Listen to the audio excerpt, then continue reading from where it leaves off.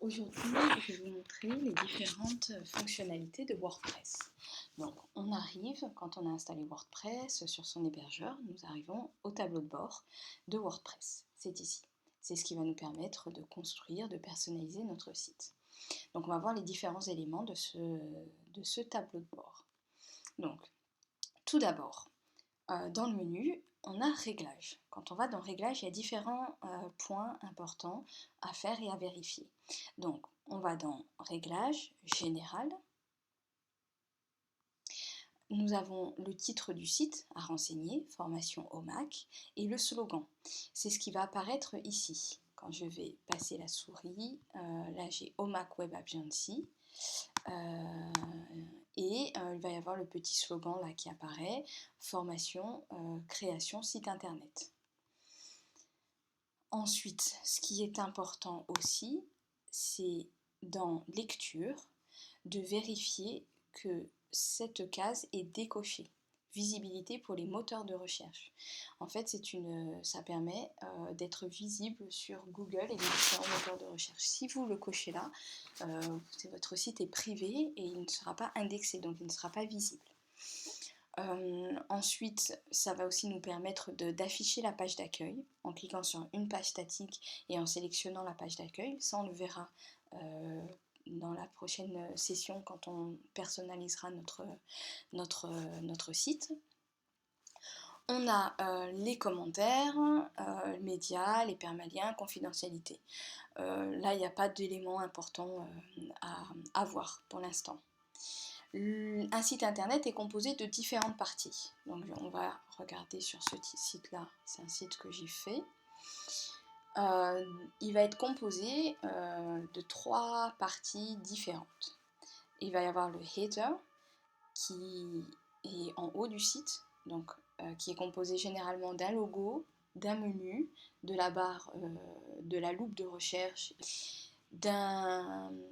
du corps du site, qui est la page, et du footer, qui va être composé des réseaux sociaux, des mentions légales, des informations pratiques, du logo, de la newsletter, on met ce qu'on veut. Il y a des informations qui sont obligatoires, comme les mentions légales, les conditions générales de vente, la politique de confidentialité et d'autres à notre discrétion.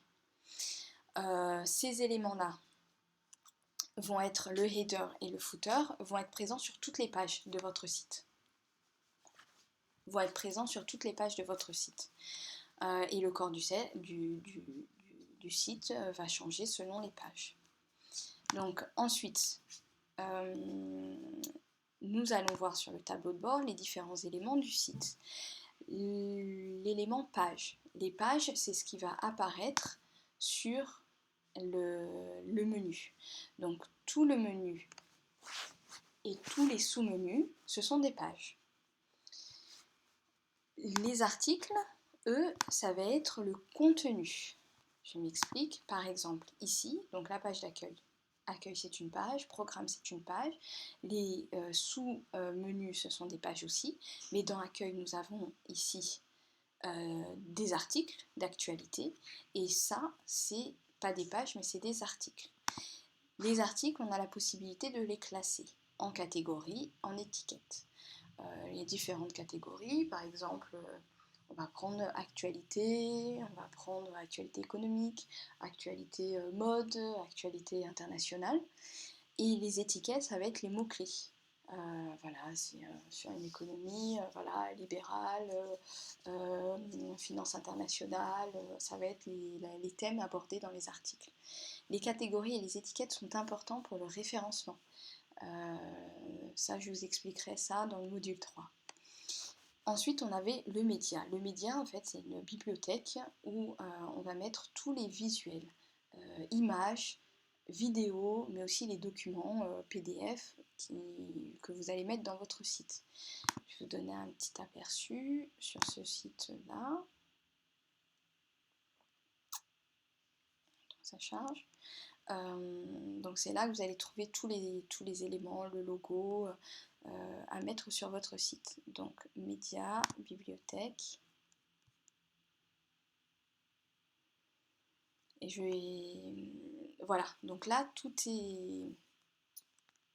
tous les éléments visuels de votre site sont là. Il faut éviter de mettre des éléments qu'on n'utilise pas.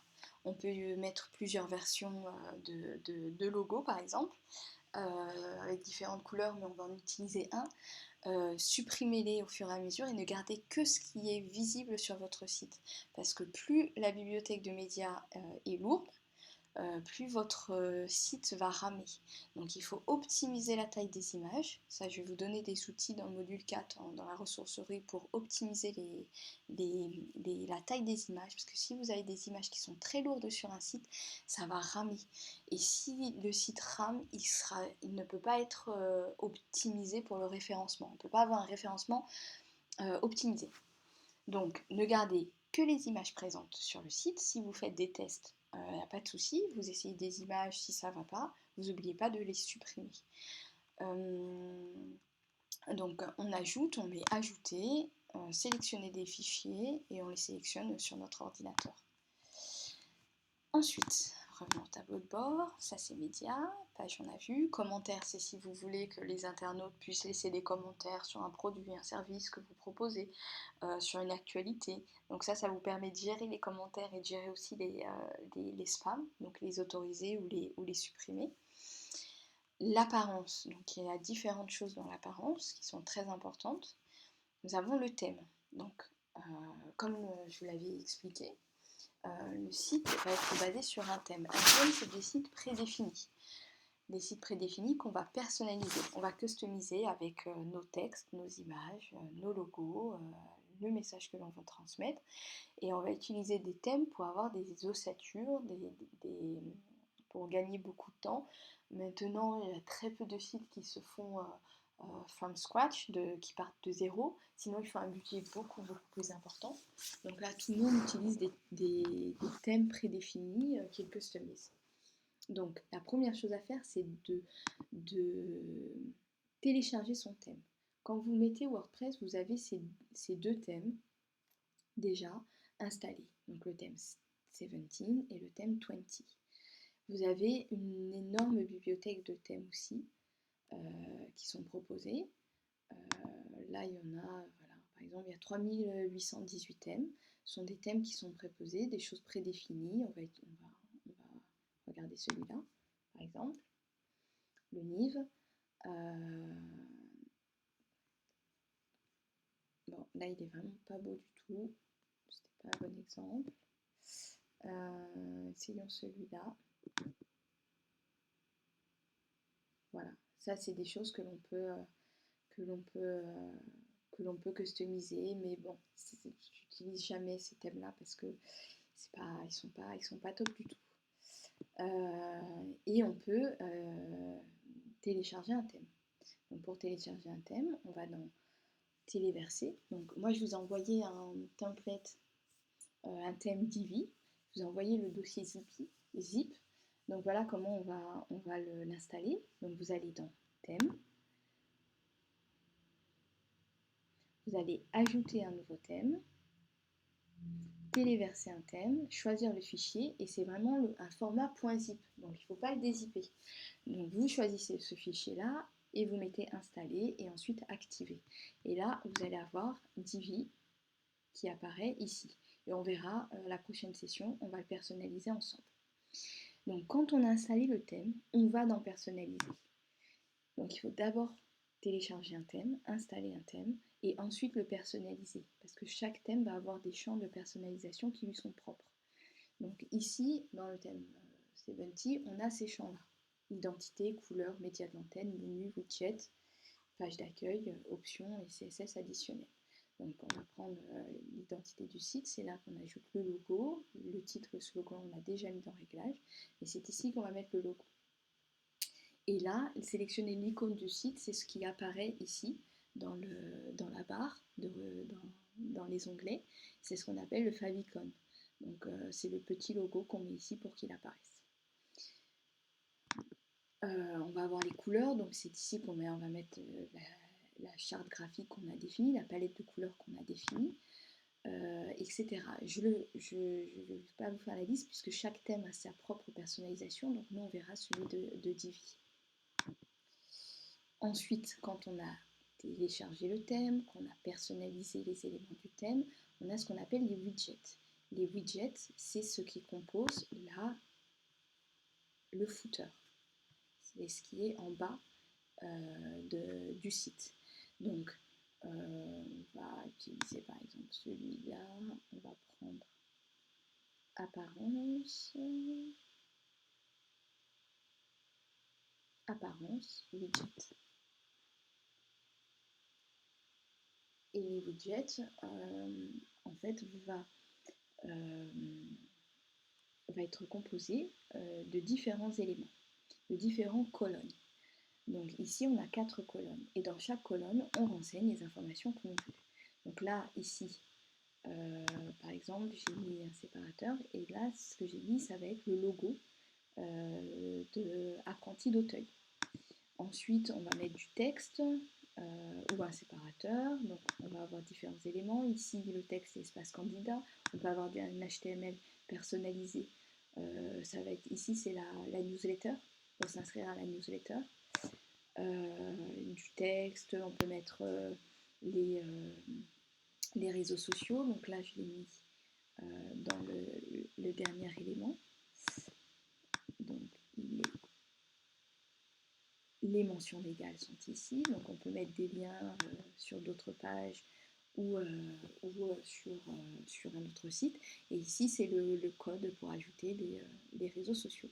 Donc là, c'est tout ce petit code pour que s'affichent ces petites icônes.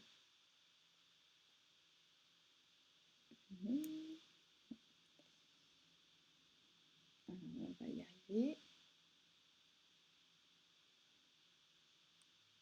Voilà, donc là on descend footer. Donc voilà, ça c'est le code qui permet d'afficher ces petites icônes. Donc ensuite, revenons sur le tableau de bord, on a les widgets. Ensuite on a le menu. Le menu c'est ce qui va apparaître en haut, donc on va l'organiser, on va nommer les pages. Donc ça on verra ensemble. Et l'entête, ici l'entête ça va être l'image que vous voulez voir apparaître en haut de votre page. Soit vous laissez en blanc, soit vous mettez une image de fond. Donc ici, c'est cette image-là. Alors, les extensions, c'est ce qu'on appelle les plugins. Les plugins, c'est comme dans les téléphones portables, les applications. En fait, c'est les fonctionnalités qu'on va rajouter à notre site. Il existe des plugins pour tout et n'importe quoi. C'est comme voilà, un Apple Store, on a plein de plugins. Il existe des plugins pour les newsletters, pour des questionnaires, vraiment pour tout. Et ça, à chaque fois qu'on veut rajouter une fonctionnalité, on va rajouter un plugin. Par exemple, si on veut faire une boutique en ligne, on ajoute WooCommerce qui est un plugin. Ici, on va regarder, je vais voir les plugins que j'ai mis. Il va y avoir la contact form, ça va être dans la page contact, il y a toujours un formulaire de contact, on met le mail, le nom et le message, donc c'est un plugin. Le cookie, c'est ce qu'on va avoir ici, nous utilisons des cookies pour vous garantir une meilleure expérience. Donc ça, c'est obligatoire, c'est devenu obligatoire il y a quelques temps. Donc ça, c'est aussi un plugin. Duplicate page, c'est un plugin qui vous fait gagner énormément de temps. En fait, ça vous permet de dupliquer une page. Par exemple, vous avez 2 pages qui se ressemblent. Vous proposez 2 services un peu différents, mais vous voulez garder la même structure de la page. Vous dupliquez la page et vous modifiez. Des plugins pour faire des sliders, des plugins pour faire apparaître Instagram, Twitter. Vraiment, il y a tout. Ça, c'est pour le référencement, Yoast SEO. On va aussi mettre Google Analytics pour un peu analyser notre audience.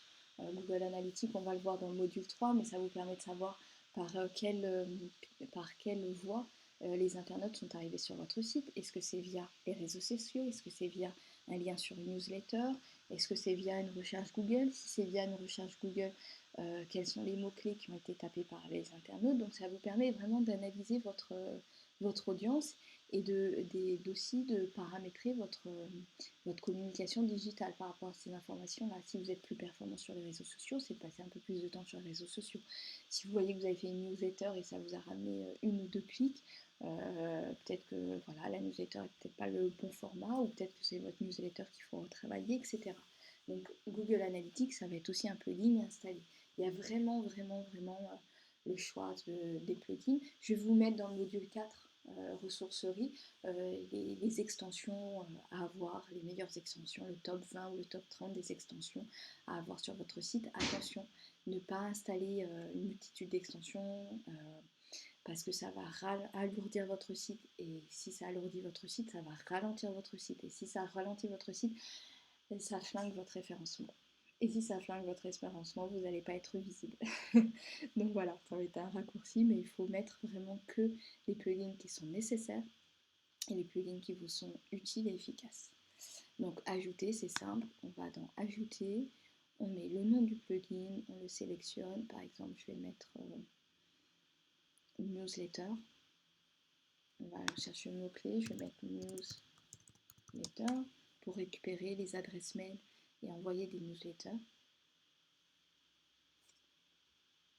Et là, on sélectionne. Donc les éléments importants pour sélectionner un plugin, c'est quoi? Il y a 3 éléments. C'est le nombre d'installations. Donc ne prenez pas un plugin qui a 3000, ou voilà, par exemple, celui-là, 1000 installations actives, je ne le prends pas. C'est pas, il faut prendre vraiment des gros plugins. Voilà, là il y a 1 million, Mailchimp, c'est un des meilleurs. Ça, il n'y a pas de souci. Donc on regarde les installations, donc un nombre très important. La notation aussi, c'est importante, et la mise à jour.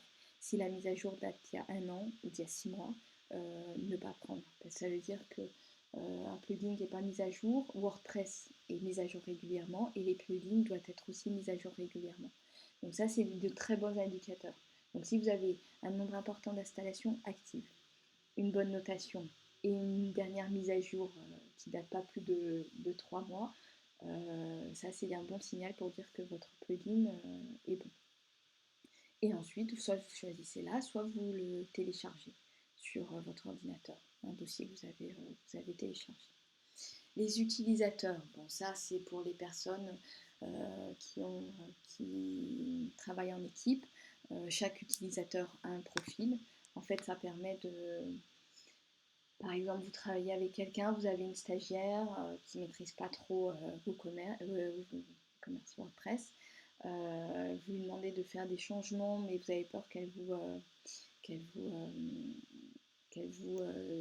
dérègle des réglages sur WordPress. Vous lui mettez simplement, vous l'ajoutez, vous ajoutez un utilisateur, mais vous lui mettez simplement le profil lecteur ou éditeur, mais éditeur que de certaines pages. Comme ça vous permet de sécuriser là-dessus.